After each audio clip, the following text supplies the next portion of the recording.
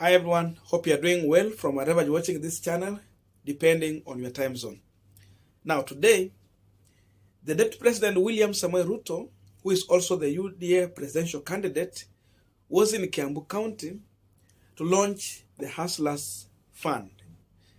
And in that event, Ruto has gave another promise to Kenyans. And this one he was focusing mainly on the youth. Ruto has promised that in case he's going to win this election, in case Kenya Kwanza will win this election and they take over power, his government is going to deploy internet across all market centers in Kenya so that youth will have enough time sorry for that, to do their business online and make even free calls without any charges. I wanted to listen to William Ruto shortly. While making these remarks, then we're going to continue with this conversation. Kupeleka mali yetu, lazima tuwe na barabara pia digital ambayo inatengenezwa na serikali. Ili usilipishwe kutumia barabara, unalipishwa ile kitu umenunua. Nyinyi mnanielewa? So biashara katika masoko yenu, kwa sababu sasa tuta deploy internet. Simu utakuwa unapiga free of charge, simu haitakuwa inakatika kwa sababu sasa tutakuwa tumedeploy internet.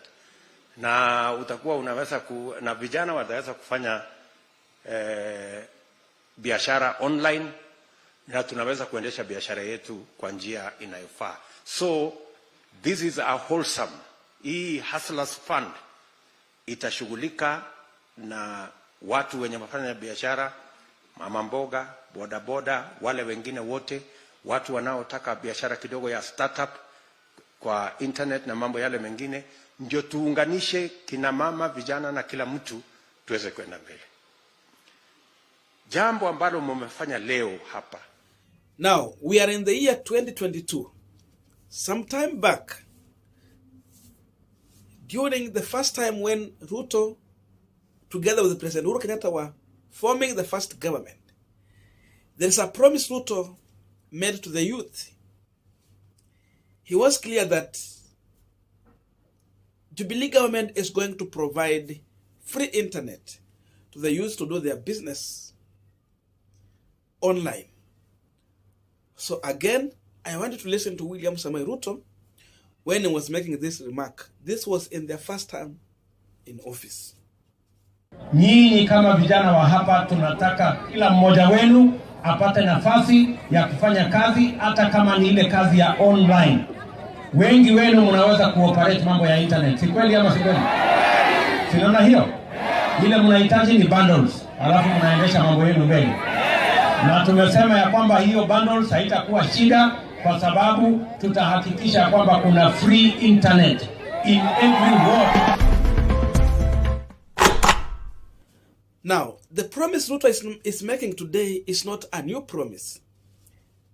If you compare the two videos, it is clear the first time he made this promise was a way back when they were looking for the office for the first time. And that's why they were branding Raila Amolo Odinga as analog, and their side was the digital side. So when the youth were voting for them, they knew that they were going to be provided with the internet to do their online business. These two promises aside, there is other promises Ruto made during the Jubilee advertisement when they were seeking for re-election in 2017. A lot of promises. To an extent now, Raila Odinga is referring to William Ruto as Mr. 6 months time. A lot of promises. I want you also to listen to those promises Ruto was making, because the president was standing there, but Ruto was the face of Jubilee promises. Listen to him shortly. To answer to the stadium, as we talk today, I know many people, I have heard many people discuss about okay, you made promises, you haven't kept some of them. Let me say the following. You've heard Matiang'i say we already have close to 900,000 gadgets rolled out to our school program. There's been an issue about our digital learning. I think that's now sorted out. As we talk today, in 6 months' time, the stadium in Wote will be complete. In 3 months' time, the stadium in Chuka will be complete. In 3 months' time, the stadium in Moyale will be complete. In 6 months' time, the stadium in Kamarin in West Pokot, which is historic, will be complete. In a couple of months, the stadium in Eldoret will be complete. In Nyeri, the president gave the title. There was a challenge of title. Now we have a title, and now the program has been rolled out. In Kiambu, in another 3-4 months, the stadium will be complete. We have challenges. We have a small challenge in Mombasa because the county government has issues of ownership of the land, although all the contracts and everything has been signed for, including the tartan for the stadium is in place. We have a small challenge again in Kisumu because the county government has not relocated the dumping site, which is next to the stadium, and international requirements dictate that you cannot have a dumping site side by side with a stadium. As soon as that is relocated, that process will be complete. So instead of 5 stadiums, we actually went for 9, just to make it good and to make it better. And for your information, just for your information, we are also spending close to 300 million shillings to refurbish Nyayo Stadium and this stadium here in Kasarani in preparation for the youth championships. So we are well on the way in doing that. And just to answer one last question, which is tied to the stadium. Now, on this Punchline today, we want to understand the reason why William Samoei Ruto is resurrecting the promise of internet in the year 2022, when we knew that he gave this promise in 2013, there, first time, and 2017. Why is he bringing it again when we know that he failed Kenyans? Secondly, we also want to remind the electorate the reason why they should not vote for William Samoei Ruto on the count of promises.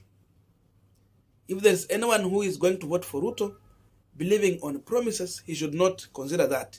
You can vote for Ruto just because of other things, but not promises. We want to explain that. But before we go deep into this, just a quick request. You might be watching this channel, but you have not yet subscribed. So my humble request, please consider subscribing so that another time, once we release a video like this one, you will always get notified. Again, to all our channel subscribers and anyone who drop comment, I must say thank you so much for your unconditional support. Again, I'm requesting you to give our video thumbs up so that YouTube can recommend our videos to more viewers. Back to our discussion. Now, Ruto is a man under siege.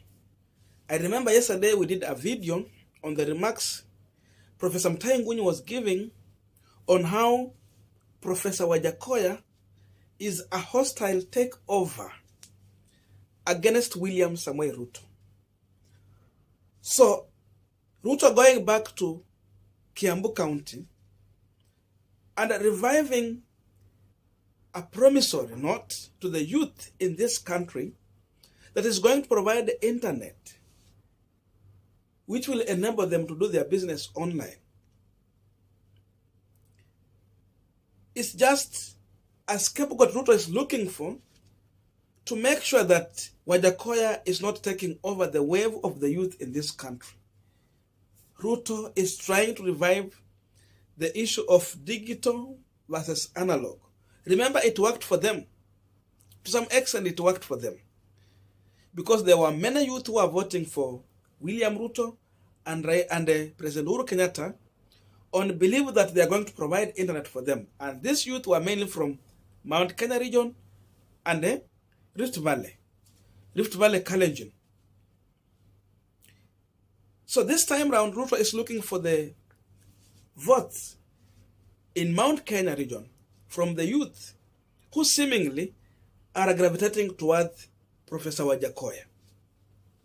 Wajakoya has come with a solution for the problem we are facing in this country. The solution, the problem youth are facing as of now is lack of job, unemployment, and lack of money in their pocket. Wajakoya is promising to put money in their pocket through the hemp. So Ruto is going back to Kiambu to tell the people of Mount Kenya region that he has a way, he has a solution to the problem youth are facing in this country, and he's going to provide internet. You know, when youth hear about internet, I know we have so many people who are trying to do their business online. Some of us, we are here. We struggle with the internet. We install Wi-Fi. It's expensive. And if you are being provided free of charge, then that can help. Ruto has also promised free calls. You know, once you have internet, it's just WhatsApp and all those apps, you will make calls. Sasa hata watu wa Safaricom wanatafuta biashara zingine za kufanya, but not really depending on the calls. This is selling. Youth can buy into this. But the truth of the matter is that the question we have to ask ourselves, having heard those 3 videos, is it true Ruto is going to implement this just in case he gets to power? We know the reason why he's saying this. It is because Wajakoya is a threat to him. That's why he's giving this promise. But the question is, was it in his plan? Is it going to work? Is he going to implement? And before the youth can trust him, he should be answering the question of the internet. Sorry for that. In 2013, when he was giving the promise, he should answer to the issue of the stadium, because even the stadiums were targeting the youth, people who are in the sports. So Ruto has realized that the easiest constituency you can easily cheat with the promises is youth. And that's why he's still reviving the issue of internet. They were promising stadiums. And where was the target? The youth. This time around is promising internet. Target is the youth. So it is true, Wajakoya is bringing a lot of problem to William Samoei Ruto. And Ruto is looking on every means possible to make sure that he is having the youth back on his side. Wasikuwa wanashangilia Wajakoya. Because now even I was reading comments and I saw some people there, some youth are commenting there who are border riders. They are even using their own resource to brand those Wajakoya t-shirt and merchandise, then sell it out, give it out to the supporters free of charge.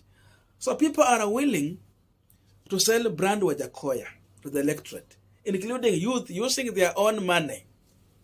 That's a threat. Now, the issue of trust and votes. If there is anyone who wants to trust what William Samoei Ruto is saying and give him his or her votes, then he's lying to himself. Just go and vote for Ruto because of other things, but not because you are trusting what he has told you. Because internet cannot forget. It has reminded us on some of the promises Ruto made when he needed the votes. But up to now, none of these promises were fulfilled. Even they went further to cheat young kids in school about the laptops. Up to date, there's no laptops. So don't trust Ruto on what he's promising, because Ruto can be good on lip service. But when it comes to delivery, he is so much poor. So if you are looking for someone who is smart on podium, if you are looking for a good orator when it comes to campaign, it is William Samoei Ruto. But if you are looking on someone depending on how he's going to deliver, someone you can remind on the promises he has made to you, I think you should not trust Ruto. Because when it comes to delivery, he has proved to Kenyans that he cannot deliver. He had a chance to advise the president on the promissory note they give to Kenyans. He did not. If the president did not take his advice, he did not come back to tell Kenyans on that. Secondly, when they were forming first government in 2013, it was a coalition government. That means everyone's views were being given a priority. So if Ruto promised internet, in that Jubilee government, he had half of that government. In the National Assembly, he had URP members. They could have pushed for that thing. In the cabinet, he had a half of cabinet. It means he was in a good place to make sure that what he had promised to Kenyans can be implemented, can be delivered. But that has remained to be a pipe dream up to now. So for those people who want to trust the word Ruto is giving to them, his word cannot be his bond. That is what I can say about what Ruto is promising today to the youth in Kiambu and the entire country. I know they will keep on doing this. They will keep on selling the agenda. But the worst thing you can do is to trust that they can deliver. I don't know what to think about this, but that's my view. Otherwise, thank you so much for listening to me up to this far. May good God bless you and see you in our next video.